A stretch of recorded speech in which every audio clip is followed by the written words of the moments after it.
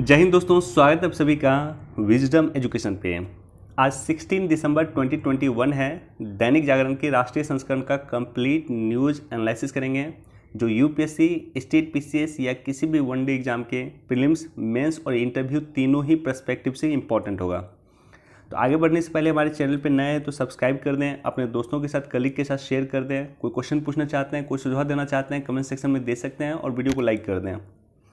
देखो 16 दिसंबर फेमस क्यों है? क्योंकि 16 दिसंबर को ही विजय दिवस मनाया जाता है।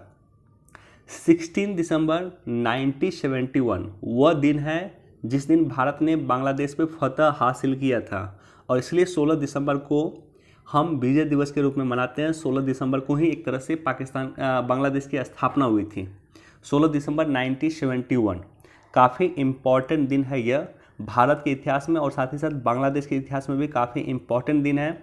इसकी महत्ता को आप इस रूप में देख सकते हो कि आज के दिन हमारे देश के राष्ट्रपति बांग्लादेश की यात्रा पे गए हुए हैं, तो इस रूप में आप इसकी इम्पोर्टेंस को समझ सकते हो। साथ ही साथ 16 दिसंबर 2021 आज का दिन स्पेशली फेमस क्यों है? उसका रीज़न है कि जीरो बजट नेचुरल फार्मिंग पे गुजरात के आनंद में एक समिट का आयोजन किया जाने वाला है, जहां पे देश की रणनीति तय होगी कि देश किस तरह से जीरो बजट नेचुरल फार्मिंग को एडॉप्ट करे। किसानों की आय को हमें दोगुना करना है, कृषि में हमें विविधीकरण लाना है। तो ऐसे कंडीशन में हमें कृषि में विविधीकरण के लिए, किसानों की आय को दोगुना करने के लिए जीरो बजट नेचुरल फार्मिंग की तरफ शिफ्ट करना होगा। उसका एक रीज़न यह भी है कि हम काफ़ी मात्रा में उर्वरक का आयात करते हैं विश्व के देशों से।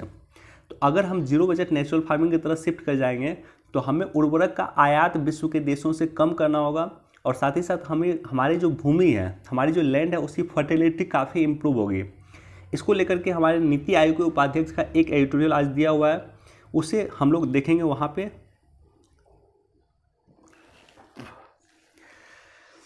अब देखो फर्स्ट पेज पे जो है ये न्यूज़ है। ये न्यूज़ दो तीन मायने में काफ़ी इंपॉर्टेंट है। एक तो यह न्यूज़ इंपॉर्टेंट इसलिए है कि आधार कार्ड को से जोड़ा जाएगा आपको वोटर आईडी कार्ड को।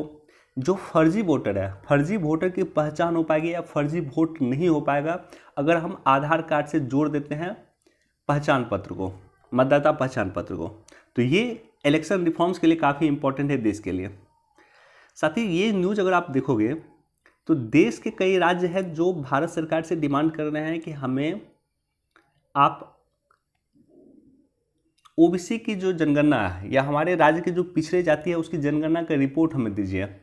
भारत सरकार ने एक जनगणना करवाया था 2011 में, जिस जनगणना का नाम है सामाजिक और आर्थिक जातिगत जनगणना 2020। SECC भी कहते हैं इसे, सामाजिक आर्थिक जातिगत जनगणना 2011। अब देखो कि देश में कई सारे प्रोजेक्ट हैं, जैसे एक एग्जांपल मैं लेता हूँ, उज्ज्वला योजना। उज्ज्वला योजना के तहत जो गैस का वितरण किया जाता है, गैस जो महिलाओं को दिया जाता है, वो बेसिकली इस जनगणना को आधार बनाया जाता है। सामाजिक आर्थिक जातिगत जनगणना को आधार बनाया जाता है उज्ज्वला योजना में लाभार्थी की पहचान करने के लिए। या देश में कई अन्य योजना भी चल रही है जिसमें लाभार्थी की पहचान करने के लिए केंद्र सरकार सामाजिक आर्थिक जातिगत जनगणना 2011 का जो है सहारा लेती है। तो इसी को आधार मानते हुए कई सारे राज्य जो है केंद्र सरकार से रिक्वेस्ट कर रहे हैं कि हमें जो है ये जनगणना दीजिए, लेकिन केंद्र सरकार का कहना है कि ये जनगणना जो है त्रुटिपूर्ण है, ये हम आपको नहीं दे सकते हैं। आपके यहाँ जो आपकी डिमांड, मसलन बिहार की डिमांड है कि हमें ओबीसी की जनगणना दीजिए, यानी ओबीसी में किस जाति के कितने लोग हैं उसकी जनगणना का रिपोर्ट हमें दीजिए। और स्पष्ट तौर पे केंद्र सरकार मना कर रही है। केंद्र सरकार का कहना है कि ये जो जनगणना है वो जातिगत जनगणना नहीं है, ये जो है सोशल और इकोनॉमिक वीकर सेक्शन के लिए जो जनगणना लाया गया था, राइट। तो इसका जातिगत जनगणना से इसका कोई लेना देना नहीं है। तो उसी संबंध में ये न्यूज़ दिया हुआ। देखो एक काफ़ी इंटरेस्टिंग पर्सपेक्टिव है इस न्यूज़ का। माननीय सर्वोच्च न्यायालय ने कहा है कि ठीक है, ईडी का आप यूज कर रहे हैं। आपको जैसा कि याद होगा कि ईडी पे हमने कई बार डिस्कस किया है, तो हमने बताया कि ईडी बेसिकली दो एक्ट का उल्लंघन होता है तभी जाकर के एक्शन लेती है। एक तो prevention of money laundering act है, PMLA, prevention of money laundering act होती है तब जाकर के ईडी एक्शन लेता है। दूसरा है foreign exchange management act, FEMA, FEMA और पीएमएलए 2 एक्ट का उल्लंघन होता है तभी जाकर के ईडी एक्शन लेती है। लेकिन माननीय सर्वोच्च न्यायालय का कहना है कि आप ईडी का अगर इस तरह से इस्तेमाल कीजिएगा कि अगर मान लेते हैं कि 100 रुपये की भी कहीं गड़बड़ी हो या 1000 रुपये की कहीं गड़बड़ी हो, अगर 1000 रुपये का कहीं गड़बड़ी हो, उस मैटर को अगर माननीय न्यायालय में आप प्रस्तुत कीजिएगा तो ऐसे कंडीशन में न्यायालय के लिए काम करना काफ़ी मुश्किल हो जाएगा। 100 रुपये या 1000 रुपये का अगर गड़बड़ी हो और वैसे कंडीशन पे ईडी एक्शन लेने का काम करे, वैसे कंडीशन पे प्रिवेंशन और मनी लॉन्ड्रिंग के तहत कार्रवाई की जाए, तो ऐसी कंडीशन में न्यायपालिका के लिए काम करना मुश्किल हो जाएगा।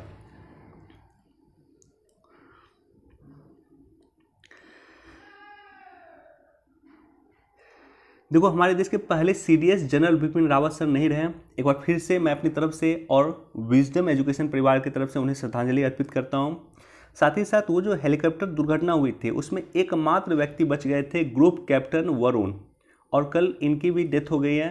तो मैं अपनी तरफ से और विजडम एजुकेशन परिवार की तरफ से ग्रुप कैप्टन वरुण के प्रति भी संवेदना व्यक्त करता हूं और उन्हें श्रद्धांजलि अर्पित करता हूं।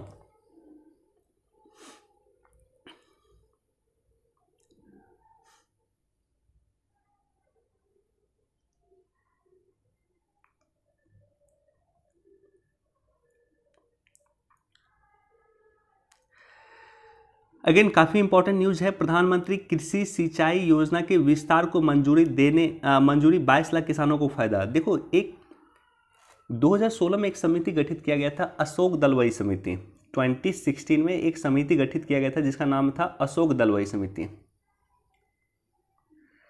अशोक दलवाई समिति ने अपने रिकमेंडेशन में कहा था कि किसानों की आय को हमें 2022 तक दुगुना करना। टारगेट कब है? 2022। तो उन्होंने 7 फॉर्मूला दिया था, 7 कॉन्सेप्ट दिया था, 7 काम सरकार को बताए थे। 7 कार्य में एक कार्य ये भी था, सिंचाई भी कार्य था। पर ड्रॉप मोर क्रॉप कॉन्सेप्ट था कि अगर हमें किसानों की आय को दुगुना करना है 2022 तक, तो हमें सिंचाई पे भी बल देना होगा, हमें सिंचाई पे भी जोर देना होगा। प्रति बूंद अधिक फसल के कॉन्सेप्ट के रूप में हमें सिंचाई को बढ़ावा देना होगा।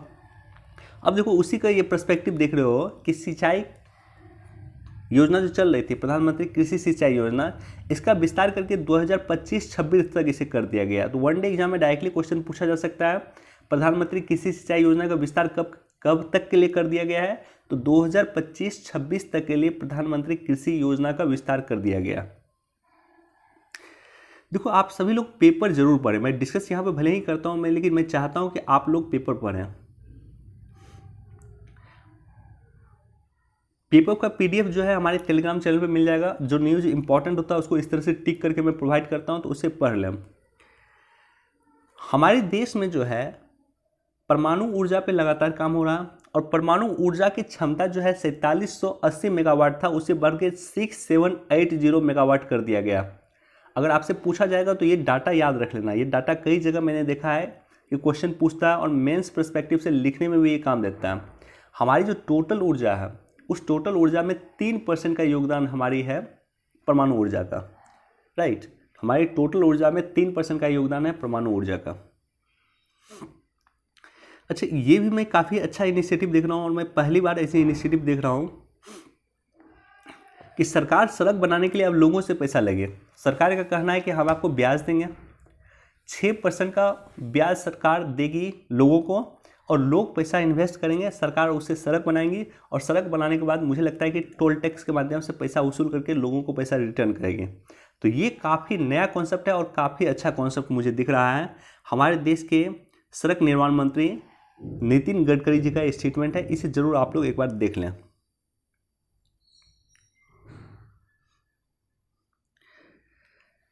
देखो, ये न्यूज़ तो इम्पॉर्टेंट है ही, इसके बैकग्राउंड काफ़ी इम्पॉर्टेंट है और बैकग्राउंड आपके लिए यह है कि इंडिया नेपाल रिलेशन के बारे में आपको पता होना चाहिए। आपको पता होगा कि कुछ दिन पहले भारत नेपाल रिलेशन में कुछ सख्ती आ गई थी, कुछ डिस्प्यूट आ गया था। तो भारत नेपाल संबंध के बीच में क्या पॉजिटिव इम्पैक्ट है, क्या नेगेटिव इम्पैक्ट है, कहाँ दोनों देश एक दूसरे का सहयोग करते हैं, कहाँ दोनों देश एक दूसरे का विरोध करते हैं, क्या ऐतिहासिक संबंध रहा है, हर एक पर्सपेक्टिव को आपको जानकारी होना चाहिए।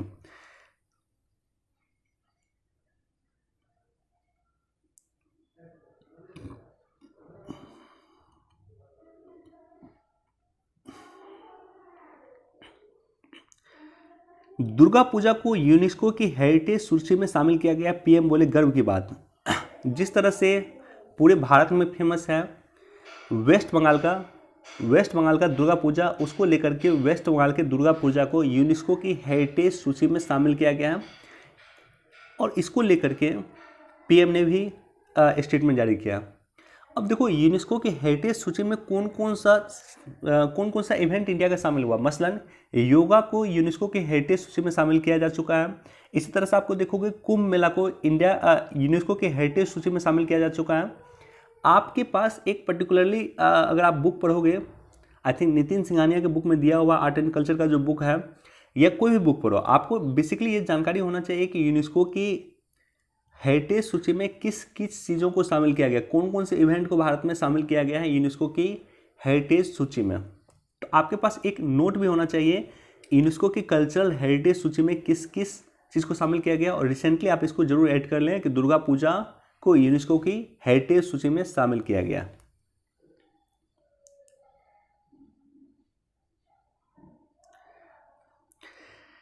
देखो इसको लेकर के मैं लगातार कल भी मैं डिस्कस कर रहा था कि सरकार लगातार काम कर रही है कि सेमीकंडक्टर का सरकार उत्पादन खुद से शुरू कर दे। इसके लिए सरकार 76,000 का सरकार मदद देगी, राइट। और साथ ही साथ PLI योजना, प्रोडक्शन लिंक इंसेंटिव योजना के तहत भी इसको जोड़ रही है। प्रोडक्शन लिंक इंसेंटिव होता है कि जितना आप प्रोडक्शन कीजिएगा उसके आधार पर आपको इंसेंटिव मिलेगा, उसके आधार पर आपको सब्सिडी मिलेगा।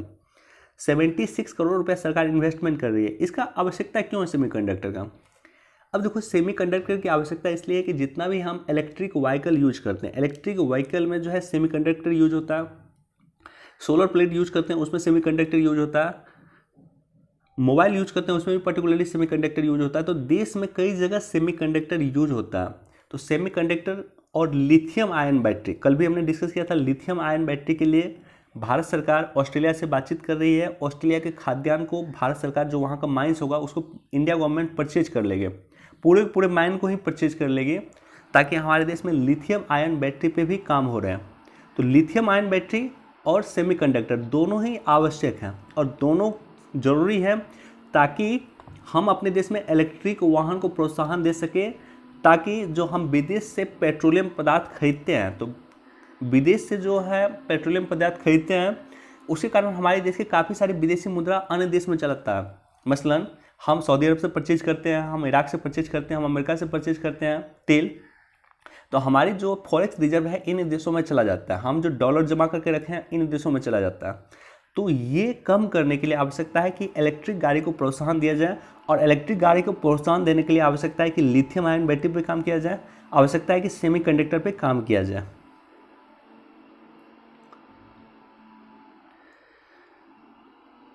अब देखो सरकार जो है यूपीआई में छोटे लेन देन को मिलेगा बढ़ावा यूपीआई में छोटे लेन देन को मिलेगा बढ़ावा। जो छोटा लेन देन है 2,000 रुपये से कम का जो लेन देन है, अगर आप करते हैं या बैंक करती है, तो ऐसे कंडीशन में सरकार उसको प्रोत्साहन देगी और प्रोत्साहन के रूप में 1,300 करोड़ रुपये सरकार मदद कर रही है। तो जो छोटा लेन देन है उसको यूपीआई के माध्यम से, रुपए डेबिट कार्ड के माध्यम से, क्रेडिट कार्ड के माध्यम से प्रोत्साहन देने के लिए सरकार 1,300 करोड़ रुपये रिलीज की है।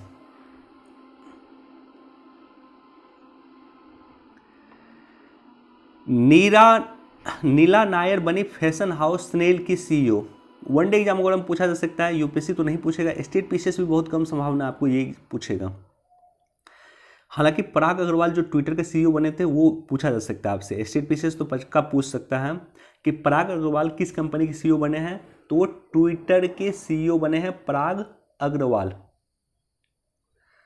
अब देखो ये जो न्यूज़ है ये न्यूज़ संबंधित है विश्व व्यापार में टिके रहने में सुधार की जरूरत। WTO का क्या इशू है इसको डिटेल से मुझे एनालिसिस करना होगा, इसलिए मैं इस पर एनालिसिस नहीं कर रहा हूँ।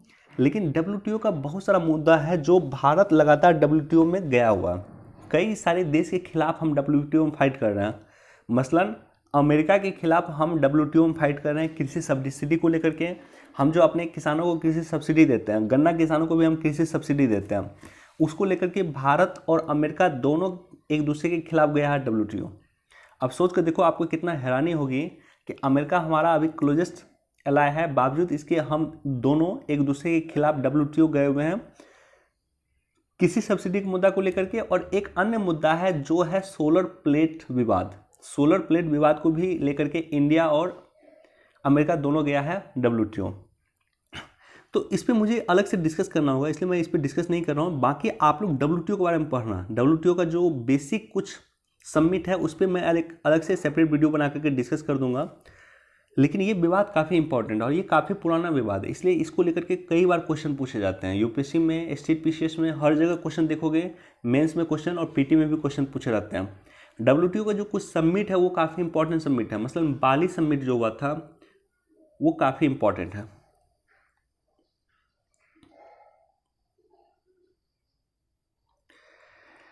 देखो, बिहार के अररिया कोर्ट में एक दिन में गवाही, बहस और सजा दिया गया पॉस्को एक्ट के तहत, और ये सजा एक दिन में दिया गया। निश्चित तौर पे ये शानदार कदम कर सकते हो, एक शानदार कदम माननीय कोर्ट के द्वारा किया गया है पॉस्को एक्ट के तहत। पॉस्को एक्ट आया था 2012 में आया था, निर्भया कांड हुई थी उसी के जस्ट बाद जो है पॉस्को एक्ट आया था। पॉस्को एक्ट के तहत बाल शोषण अगर किया जाता है या बच्चों के साथ शोषण किया जाता है तो ऐसे कंडीशन में पॉस्को के तहत जो है एक्शन लेने का काम करती है, और सिर्फ एक दिन में सजा दे करके माननीय न्यायालय के द्वारा जो है इतिहास रचा गया एक तरह से। इस न्यूज़ को भी आप लोग जरूर पढ़ना।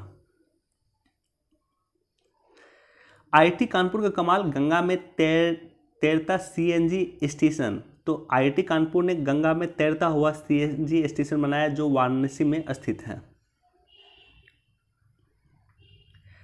देखो, 2 एडिटोरियल दिया हुआ है, मैं आपके साथ एक सेपरेट वीडियो बना करके, देखो मैं डिस्कस कर सकता हूँ इस वीडियो में भारत बांग्लादेश संबंध को लेकर के, लेकिन मैं चाहता हूँ कि एक सेपरेट वीडियो बना करके मैं डिस्कस कर दूंगा इंडिया बांग्लादेश के रिलेशन, क्या क्या सकारात्मक संबंध है, क्या क्या नकारात्मक संबंध है, क्या पॉजिटिव इम्पैक्ट है, क्या नेगेटिव इम्पैक्ट है, हर एक पॉइंट को मैं सेपरेट वीडियो बना करके डिस्कस कर दूंगा। उसका रीज़न यही है, उसका रीज़न ये है कि सेपरेट वीडियो बनाने से क्या होता है कि उसको कभी भी आप खोल के देख सकते हैं। मसलन मैंने क्वाड पे सेपरेट वीडियो बनाया था, इंडिया चाइना रिलेशन पे मैंने सेपरेट वीडियो बनाया था, इंडिया USA रिलेशन पे मैंने सेपरेट वीडियो बनाया था। तो सेपरेट वीडियो बनाने से क्या होता है कि उसको कभी भी आप खोल के देख सकते हैं। मान लो इस न्यूज़ एनालिसिस पर अगर मैं डिस्कस कर दूंगा पूरी डिटेल से तो उसको बार बार आप नहीं देख पाओगे। तो इसलिए मैं कोशिश करूँगा कि ये जो वीडियो है भारत और बांग्लादेश रिलेशन, इसको लेकर के मैं सेपरेट वीडियो बना करके डिस्कस कर दूँ। अब देखो, पिछले 2 दिन से लगातार मैं डिस्कस कर रहा हूँ जीरो बजट नेचुरल फार्मिंग, लेकिन ये एडिटोरियल इंपॉर्टेंट है, इसको आप लोग खुद से पढ़ें। ये इंपॉर्टेंट क्यों है? क्योंकि इसे लिखा है राजीव कुमार ने। कल भी इस पर चर्चा पक्का होगा क्योंकि आज सबमिट हो रहा है गुजरात में, गुजरात के आनंद में 16 दिसंबर 2021 को जीरो बजट नेचुरल फार्मिंग पे सबमिट हो रहा है। तो इसलिए कल भी इस पर चर्चा होगी, कल मैं डिटेल से डिस्कस कर दूंगा। बाकी इस एडिटोरियल को आप लोग पढ़ लें। इसे पढ़ना जरूरी क्यों है? क्योंकि इसका जो डाटा है वो काफ़ी ऑथेंटिकेट डाटा होगा। क्यों? क्योंकि इसे जो लिखे हैं वो राजीव कुमार लिखे हैं, जो नीति आयोग के उपाध्यक्ष हैं। नीति आयोग के अध्यक्ष होते हैं प्रधानमंत्री मोदी, और नीति आयोग के उपाध्यक्ष कौन है? तो राजीव कुमार है। इन्होंने एडिटोरियल लिखा है, तो काफ़ी इंपॉर्टेंट डाटा इन्होंने पुटअप किया है। इसको भी जरूर आप लोग पढ़ लेना। फर्स्ट, आज 2 एडिटोरियल दिया हुआ बांग्लादेश को लेकर के, इसलिए कोशिश करूंगा मैं आज ही सेपरेट वीडियो बना करके इंडिया बांग्लादेश रिलेशन पर डिस्कस कर दूं।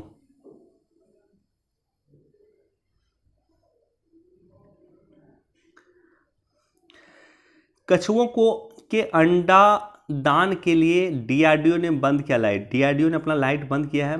आपको पता है कि उड़ीसा के जो तट है, खास करके रसकुलिया ब्रिज जो है या उसके आसपास के जो अन्य तट है, वहाँ पे ओलिव रेडी टर्टल होता है। ओलिव रेडी टर्टल जो है, ओलिव रेडी टर्टल पे UPSC भी क्वेश्चन पूछ चुका है। तो उड़ीसा के जो समुद्री तट है, रसकुलिया नदी के मुहाने पे रसकुलिया तट भी कहा जाता है, वहाँ पे 7 लाख 8 लाख ओली रेडी टर्टल अंडा देने के लिए आता है। आपको पता है कहाँ से आता है? लगभग हजारों मील का डिस्टेंस कवर करते हुए पूरे प्रशांत महासागर को सोचो क्रॉस करता हुआ अमेरिका के आसपास ये लोग रहता है। ओलिव रेडी टर्टल जो है अमेरिका के पास रहता है, तो ओलिव रेडी कछुआ जो है अमेरिका के पास रहता है, वहाँ से पूरे प्रशांत महासागर को क्रॉस करते हुए ये आता है उड़ीसा के रसकुलिया ब्रिज में, इसी समय में आता है। और यहाँ पे लगभग 8 लाख ओलिव रेडी टर्टल आते हैं, यहाँ पे इसी समय पहुँचते हैं और अंडा देकर फिर वो चले जाते हैं। अंडा देकर जो है बच्चे को लेकर के कुछ दिन के बाद वो चले जाते हैं फिर। तो इसलिए जो है इसके संरक्षण के लिए सरकार काफ़ी काम कर रही है, विश्व के देश मिल करके काम कर रहे हैं। IUCN इसके संरक्षण के लिए काम कर रहा है। अच्छा, ओलिव रेडी टर्टल को IUCN की जो कैटेगरी में वल्नरेबल कैटेगरी में अति संवेदनशील या वीएन मतलब होता है वल्नरेबल कैटेगरी, तो इस श्रेणी में रखा गया है।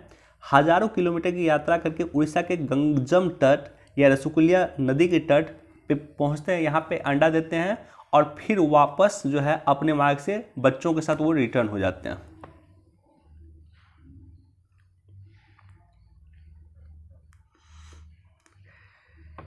नासा का पार्कर मिशन नासा का जो है ये बेसिकली लॉन्च किया गया था कोरोना के अध्ययन के लिए। कोरोना क्या होता है? सूरज का जो बाहरी किनारा होता है उसे कोरोना बोलते हैं। तो इसे अध्ययन करने के लिए नासा का पार्कर प्रोब मिशन लॉन्च किया गया था।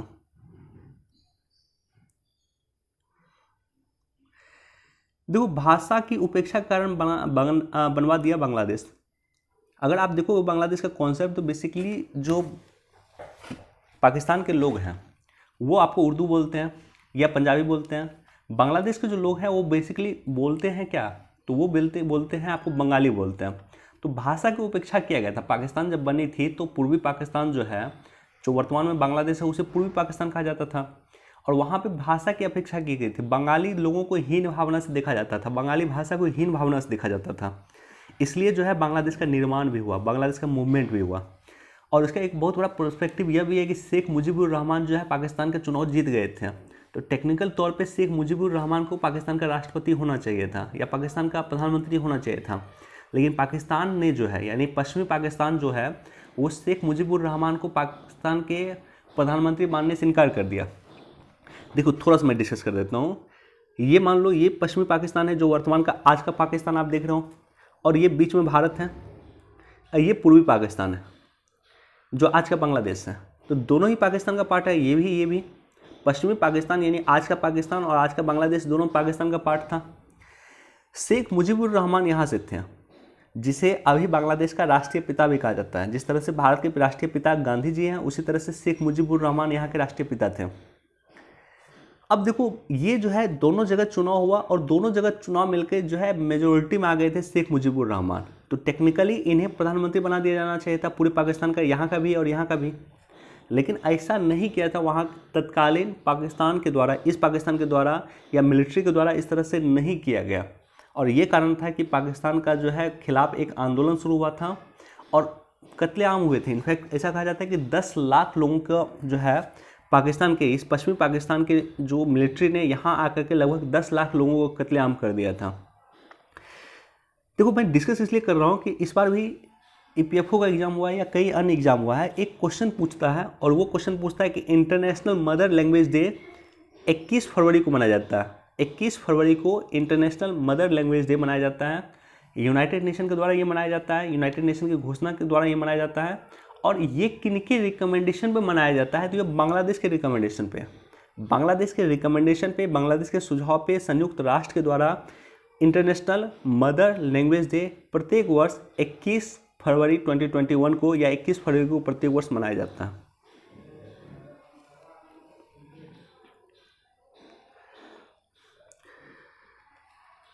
इसको भी एक बार आप लोग देख सकते हैं, इस न्यूज़ को भी एक बार आप लोग पढ़ सकते हैं। इंडिया अमेरिका रक्षा संबंध किस तरह से स्ट्रॉन्ग हो रहा है। अच्छा, इंडिया अमेरिका अगर आप लोग को समझना, बेसिक अंडरस्टैंडिंग आपको क्लियर चाहिए, तो एक सेपरेट वीडियो मैंने बनाया था, लिंक मैं आज टेलीग्राम पे फिर पोस्ट कर दूंगा। आप लोग इंडिया यूएसए रिलेशन को जाकर के देख लेना, पढ़ लेना। कई सारे पर्सपेक्टिव को लेकर के हमने वहाँ पे डिस्कस किया था।